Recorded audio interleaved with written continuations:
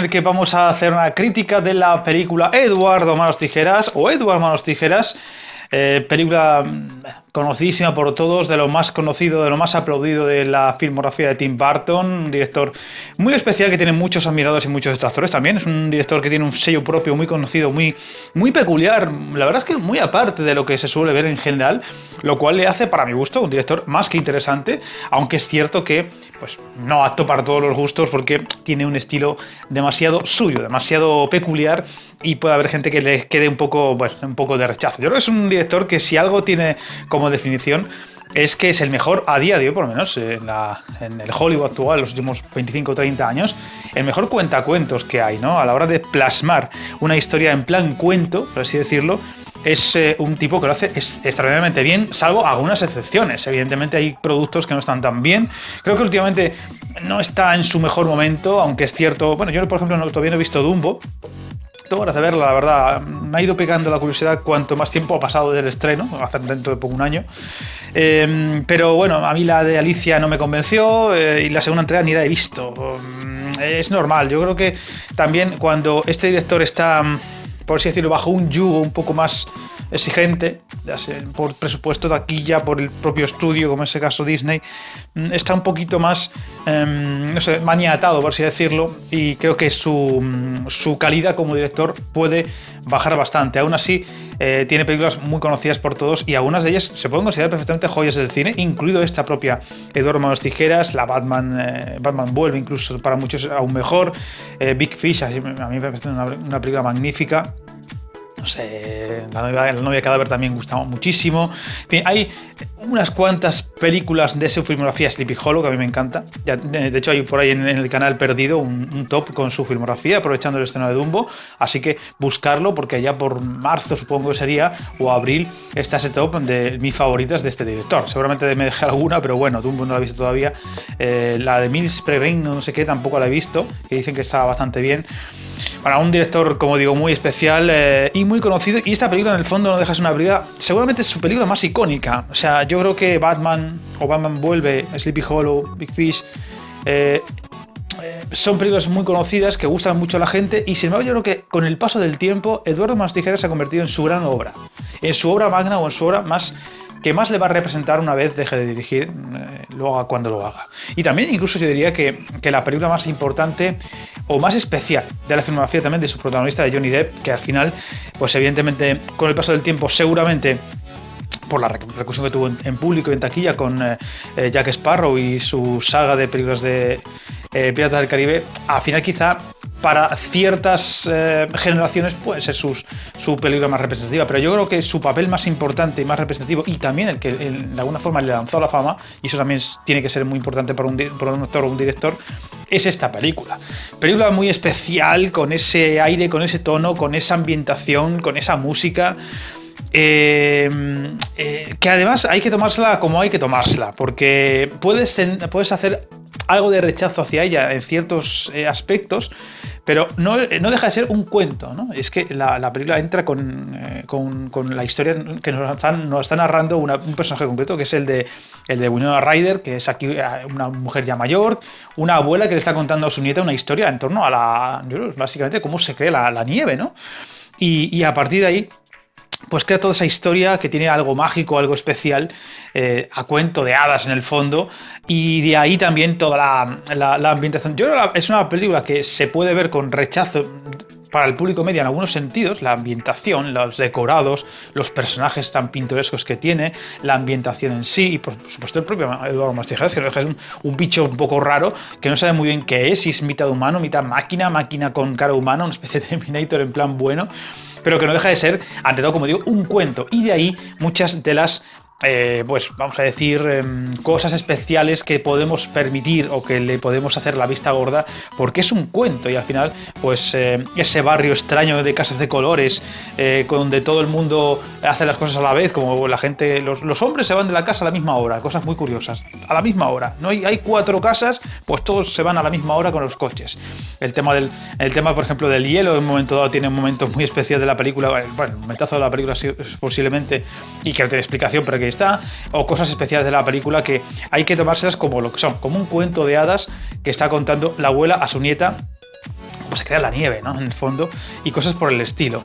Con buenos secundarios, como por ejemplo Diane Weiss, que es una actriz que tiene un algo especial, que la verdad es que tuvo unos años bastante buenos en los 90, pero luego se ha quedado un poquito desaparecida. Creo que también está en La Mula, que todavía no la he visto, no sé si es un papel importante o no, pero tuvo sus años dorados en los que encarnaba a la americana media de rostro afable, y aquí además lo hace perfectamente.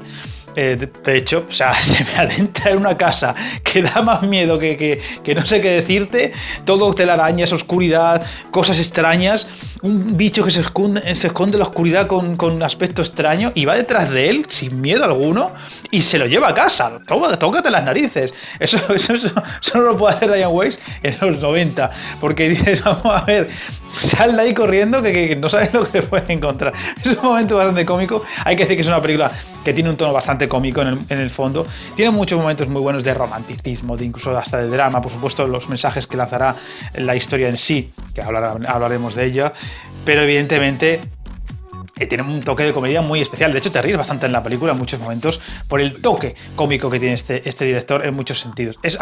Si algo define a Tim Burton es ese humor especial y extraño que él tiene y que funciona muy bien en muchas películas suyas, incluso películas un poquito más serias, como puede ser, entre comillas, Sleepy Hollow, que está ahí ese toque para no tomártelo tan en serio y sin embargo funciona muy bien. Y cuando este hombre lo hace bien, se nota mucho en sus películas el grado extra, el punto extra que tienen sus películas en ese sentido de, al tomártelas un poquitín menos en serio, te puedes reír un poquito más de ciertas situaciones que si fuera una película más seria en el tono general. Por eso que tanto critico últimamente de los chistes mal metidos. Una película que intenta vender un tono serio y te cuela chistes encima a destiempo, pues no. Una película que te cuela un tono un pelín humorístico en general, si te suelta chistes sutiles, pues te los tomas bien. Esa es la diferencia, hay que saber meter hasta para cuándo contar los chistes, es decir, no puedes contar un chiste en un funeral en el que todo el mundo está llorando. Esa es la idea. Bueno, una de las cosas que define la película, por supuesto, es esa música, o sea, una música que, a ver, ya la he metido en la programación navideña porque yo creo que es una película perfecta para ver Navidad.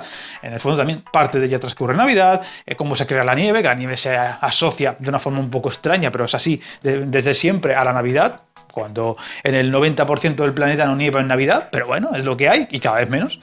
Y por supuesto la banda sonora. Yo creo que la banda sonora de Danny Elfman seguramente sea su música, su partitura más conocida. O sea, un hombre que ha hecho muchas partituras importantes desde Batman o desde Spider-Man. Yo creo que esta es su gran banda sonora. Ahora mismo no me viene a la cabeza ninguna otra que le defina mejor lo que es este compositor, que además está muy ligado a la filmografía de Tim Burton, que esta, sobre todo la parte mágica de la casa del final, tal, de la nieve, que incluso en España se usó en algún año para la lotería de Navidad.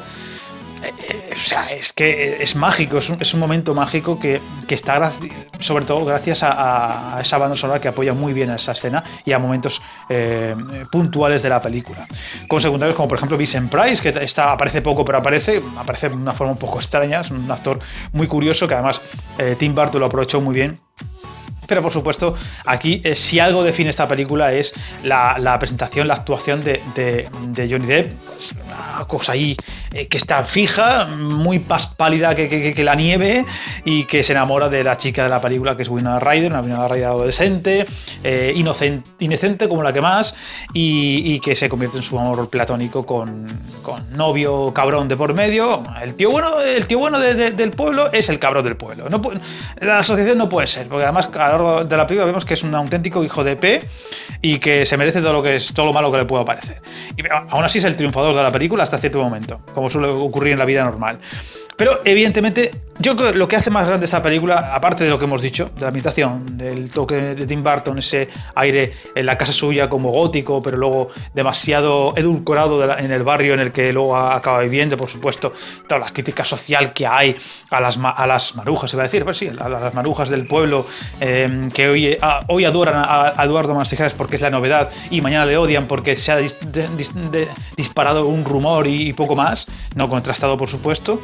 Crítica social, Pero por supuesto es una película que si algo la define es como un ejercicio pues de todo lo que es pues la discapacidad, la interacción de las personas con discapacidad, la interacción de las personas en el fondo diferentes, ¿no? Eduardo Manos Tijeras no deja de ser un bicho raro, aparte de las manos, que no ha conocido a nadie hasta muchos años después, se supone, tampoco queda muy claro, se supone que es una especie de máquina, pero tampoco queda muy claro, y que además pues es más bueno que el pan. Encima es que es como un niño pequeño, es como un niño de 5 años, que no distingue muy bien lo que es bien, lo que es malo, lo que es muy bueno, lo que es muy malo, o lo que está bien, correcto o no correcto. Esa inocencia que tiene Edward, que le hace más puro y más buena gente que nadie, al final le convierte en más bicho raro, que sí cabe, porque es demasiado bueno para el mundo que le rodea, por así decirlo, ¿no? Y en el fondo, cuanto más tiempo pasa en esa sociedad que de mucha falsedad, de muchas cosas raras, pues se va complicando su vida. Pero esa crítica social a la interacción de los discapacitados está ahí, ¿no? No solo de las personas con cierta discapacidad de algún tipo, física, sino también intelectual, porque en el fondo Edward es un poco, entre comillas, algo discapacitado en el sentido mental, porque no es capaz de integrarse en el mundo que le rodea, algo muy común entre muchas personas que tienen cierta discapacidad intelectual, ¿no? Son como niños pequeños en el fondo, y eso les hace más inocentes, más débiles ante la maldad del mundo que les rodea. Esto se ve muy bien en alguna escena concreta, como la del intento de robo, y además también más vulnerables, ¿no? Y también siendo más puros y más buenas personas que nadie, pues el mundo que les rodea es demasiado malo para ellos y les hacen, pues eso, se convierten en los bichos raros y en los apartados de la sociedad. Aunque aquí tenemos esa imagen, esa presencia de la hija del matrimonio que le acoge, de Winona Ryder, que al principio pues tiene bastante rechazo hacia él, incluso hasta cierto miedo, mucho recelo, y poco a poco, según va viendo que en su interior es una persona bellísima y maravillosa, esta se va enamorando de él y deja por fin al hijo de P de su novio, que por muy bueno que esté, es mala gente, más mala gente que otra cosa, y es lo que le define, y hace lo correcto, hace lo que seguramente en el mundo real no habría hecho, pero aquí, como es un cuento, lo hace. Bueno, pero como digo, es una película muy especial, muy mágica.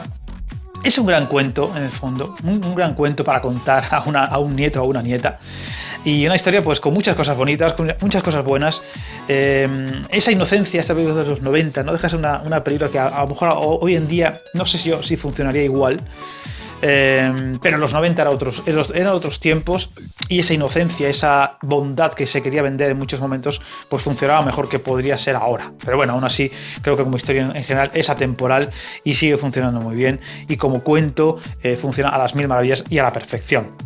Creo que le voy a poner un 8,5 para arriba, 8,5, 8,65, luego es una película muy especial en muchos sentidos, ¿no? Cómo está narrada. Yo creo que Tim Burton ha mantenido muchas veces ese tono en sus películas, o ese intento de mantener las bondades que tiene en esta película, y no lo ha conseguido. Es una historia que queda perfecto por cómo está hecha y cómo lo hizo Tim Burton aquí, entre otras cosas, pero no es tan fácil de conseguir en otras películas. Sí, por ejemplo en Big Fish queda muy bien, incluso en Sleepy Hollow también, ese aire que le da a Tim Burton funciona muy bien, pero es muy complicado que en todas las películas que se quiera forzar esta historia, esta forma de contarla, estos escenarios, este vestuario, esta historia de los personajes que hay tan raros, encaje bien y quede bien, y aquí queda perfectamente, y eso es lo que le ha hecho una película, como digo, atemporal, y que funciona perfectamente, la veas como la veas, y la vea quien la vea, en el fondo, con la edad o con el tiempo en el que la vea, y que además en el fondo no envejece. Las buenas películas no envejecen, envejezcas tú o envejezca el mundo, y eso es muy importante, hay que tenerlo en cuenta, y esta es uno de esos casos. En fin, encantado de saber vuestra opinión sobre esta película, y también si no os cortéis con Tim Burton y todo lo demás. Y por supuesto, pues como siempre, cualquier comentario siempre bienvenido, un me gusta, seguidme en redes sociales, por supuesto, y en casa donde estéis os invito a suscribiros, y como siempre, parafraseando a Robocop, no os metáis en líos.